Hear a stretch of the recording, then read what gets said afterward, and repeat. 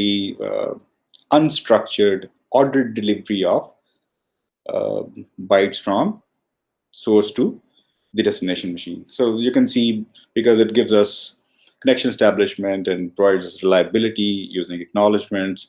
So this header is a bit more complex as compared to the header of TCP. So if we look at the header of as compared to UDP. So if we look at the header of TCP, it again has the source port number and destination port number, and then it has the sequence number, because TCP provides us byte-oriented communication, unstructured byte-oriented communication. So this sequence number is the starting byte number of the data. So this is very important to understand. So this sequence number of the segment will be the starting byte number.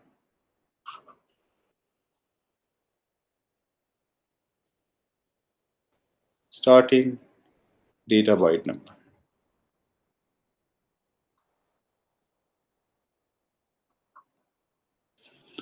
So if this TCP segment starts with data having byte number 78, the sequence number will be 78. Why? Because in TCP we establish a connection between source and the destination machine, and then we transfer stream of bytes between source and destination machine, right, in an orderly fashion. So the sequence number will be the starting byte number of the data in the segment. The acknowledgement number will be always the last byte number received plus 1. So for example, if I'm sending the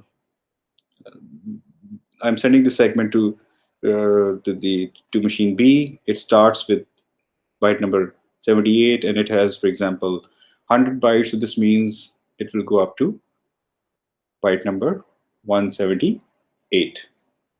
Right. So last byte number will be 178. So when destination machine will send me an acknowledgement, what will be the acknowledgement number? The last byte number plus 1. So this means if this is the TCP segment that is being forwarded by the destination machine, here the acknowledgement number will be the last byte number received by the receiver plus 1. What does this mean? This means that receiver has received byte numbers up till 178, and the next byte number that receiver is expecting is 179. And what will be the segment sequence number that machine or the source will be sending? Yes, right. That's right. 179. Right. So this means the acknowledgement number is always the last byte number received plus 1. This means that the receiver has received byte number in this example, for example, has received byte number 178 and is ready to receive a TCP segment having sequence number 179, means starting with byte number 179. Okay, then we have the header length. This field identifies that having header length means that the header length is not fixed in this case. Why the header length is not fixed? Because we have this options field here. So if I'm not using this option field, the header length is 20 bytes. Right? So header length is 20 bytes in case the option field is not being used. But this can, if I'm making use of the options field, this can go, I'll discuss the option field in a minute. So this can go up to 40 bytes. And in some variants, it can even go up to 60 bytes. Right? So if I'm not making use of this option field, here the header length will be 20 bytes. But if I make use of options field that I'll see in a minute, we'll discuss in a minute what do we have in this option field. The header size can go up to 40 bytes, and in certain variants, it can go up to 60 bytes.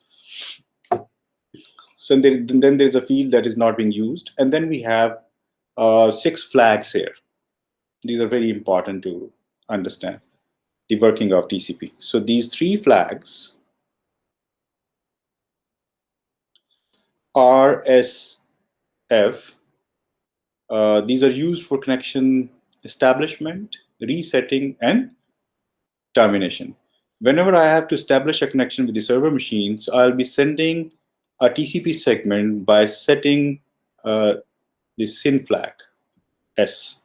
S stands for SYN, right? So if I want to establish a connection with Google server, for example, so I'll be sending a TCP segment by setting this SYN flag. And similarly, I'll receive a response from the Google server by having SYN flag set. But if I want to terminate a connection, I'll be using this a fin flag, finish. But if I want to reset a TCP connection, for that I'll be using reset flag. So these 3 flags are used for connection management, right? So if we want to establish a connection, I'll be using this, SYN flag. If I want to reset a connection, I'll be using this, setting this reset flag. If I want to terminate or tear down a connection, I'll be using this fin flag, finish flag. Right. So next we have this push flag, P. Here P stands for push. Whenever the push flag is set, this means a receiver has to push the data in this segment on priority basis to the application process. So at the application, so let me go back to the scenario that we discussed earlier. So if the push flag is set, so upon receiving a segment, B has received a segment, and if in the header the push flag is set, so data will be pushed to the application process on priority basis. And remember, this is happening on the destination machine, on the receiver side. So whenever a push flag is set, this means a receiver has to push the data in the TCP segment on priority basis to the application process. Generally, push flag is not used. Then we have this acknowledgement flag. If a destination machine is sending acknowledgement to the sender, this acknowledgement flag will be set. And remember, we also have this acknowledgement number here. So this leads us to another question for our online session. Why do we need to have this acknowledgement flag when there is already acknowledgement number in the TCP segment header? So मैं यहाँ पे लिख देता हूँ आपके लिए why this acknowledgement flag when acknowledgement number is already there.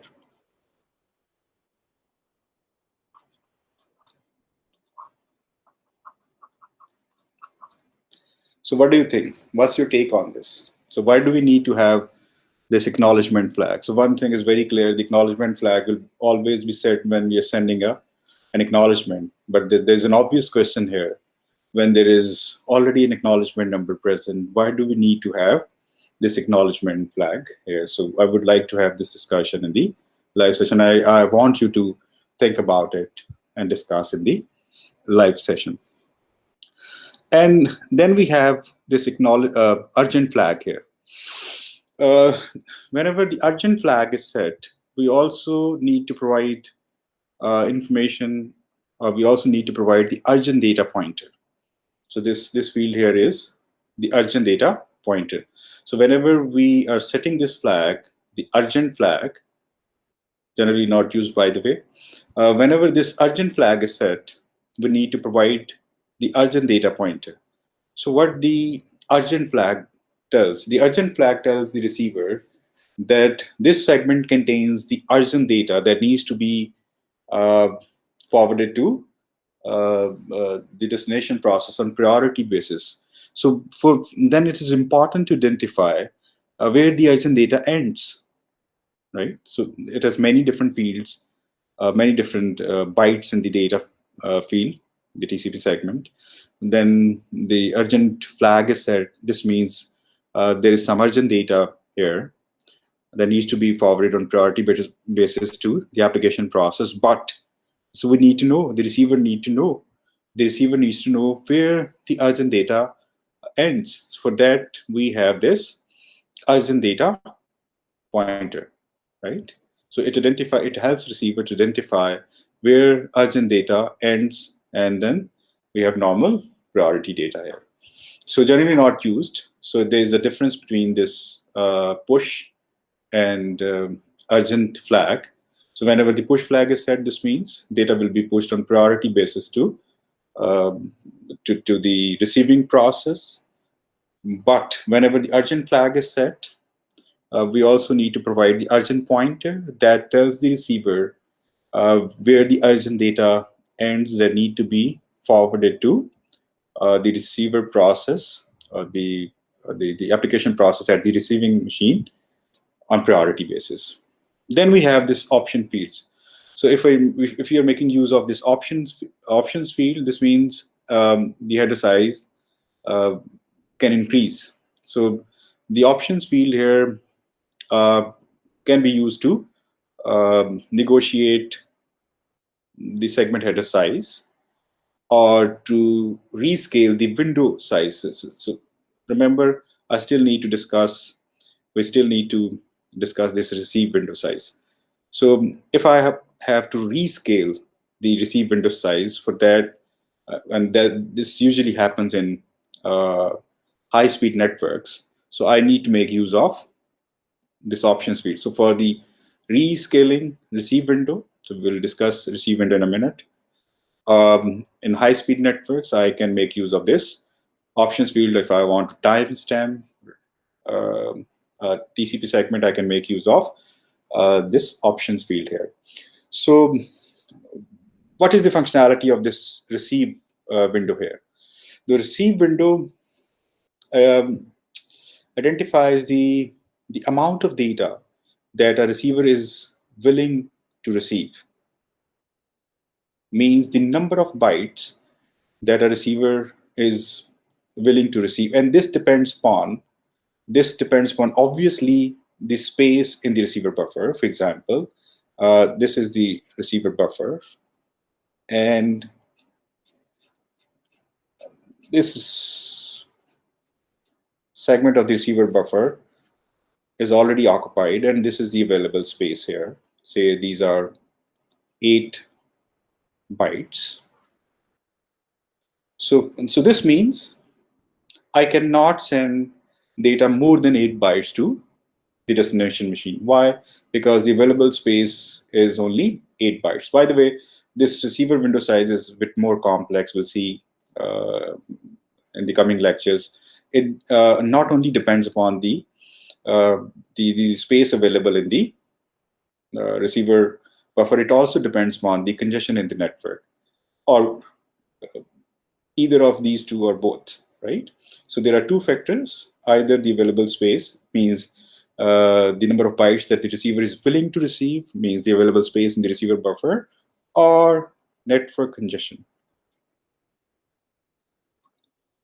Right? So based on this, we decide the number of bits that we can forward to the receiver. So generally, the receive window size is advertised by the receiver, or is identified based on the congestion scenario of the network in this case. And then we have this application data. So whatever is coming from the application will be encapsulated inside this data field. Remember, we have already discussed this, that TCP segment has a header field and data field. So whatever is coming from the application layer will be encapsulated inside the data field. So what will be the size of the data then? So the maximum, the size of the data, um, by the way, it's known as maximum segment size. So maximum segment size of a TCP segment is generally taken from the maximum transmission unit size. So let's try to understand this. So what do you mean by maximum transmission unit size? So the maximum, so I'm talking about maximum transmission unit size. What I'm saying is that the size of the segment is dependent upon the maximum transmission unit size. This is the maximum size of a frame in this link. For example, if it's an Ethernet frame, the maximum number of bytes that a Ethernet frame can have is 1500 bytes. Obviously, we can have jumbo frames that can carry more bytes, but a normal Ethernet frame can carry 1500 bytes. So this means, so if I talk about this, the size of this TCP segment, it depends upon maximum transmission unit size, which is the size of the data link layer protocol frame. For example, in the case of Ethernet, it's 1500 bytes. In the case of Wi-Fi, it's 2312 bytes. So it depends on. So quickly, again, let's try quickly review it. So in TCP segment structure, we have source port number, then we have destination port number, then we have sequence number, and since TCP is byte-oriented communication, the sequence number of a segment is always the starting byte number in the data, right? So if the data byte number starts with 78, the sequence number will be 78. By the way, the initial sequence numbers are selected randomly, and I'll be talking about it in more details when we'll discuss TCP connection establishment. Then we have acknowledgement number. The acknowledgement number is always, if sender is, for example, if a sender sends an acknowledgement of this segment, it goes up to 178 since I'm sending 100 bytes. So the acknowledgement number from the receiver side will be the last byte number received plus 1, means 179. So what does this mean? This means that the receiver has received data up till byte number 178 and is ready to receive the next segment starting with byte number 179. Then we have this header length, which is in normal case generally is 20 bytes, but it can be extended up to 40 bytes. And if we talk about, there are variants in which it goes up to 60 bytes. And then we have certain flags. This group of 3 flags, R, S, and F, are used for connection, establishment, resetting, and termination. Here, SYN flag is used for connection establishment, FIN is used to tear down a connection, and R reset is used to reset a connection. Then we have this acknowledgement flag. So whenever we are sending an acknowledgement, we also need to set this flag to tell the other machine. But there's an obvious question that we raised here that we'll be discussing in our own online session, that why acknowledgement flag is set when acknowledgement number is already there. And then we have this push pointer. This means if this push flag is set, this push flag is set, this means the receiver will be pushing data on priority to the application process. And then we have this urgent pointer, which is also generally not used. When the urgent flag is set, we also need to provide the urgent pointer. This means this TCP segment in its data contains some urgent data. For that, we also need to tell the receiver where the urgent data ends. And for that, we need to have this urgent pointer, which is also not generally used. And then we have this receive window. This receive window is basically the amount of data that we can encapsulate in this data field, right here. And it depends upon the 2 things, or one of these 2 or both, maybe. For example, first of all, it can be dependent upon the available receiver buffer means the number of bytes the receiver is willing to receive, or the congestion profile of a network, or maybe the both, or either one of these two.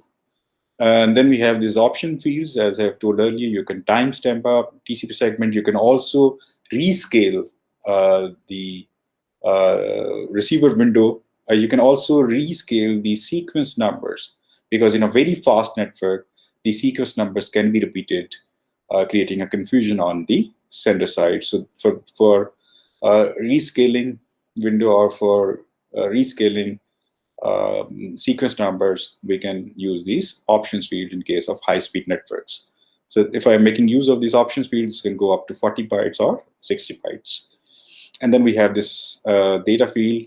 The maximum size of the data is dependent upon, is known as, by the way, maximum segment size, and is based on the maximum transmission unit size.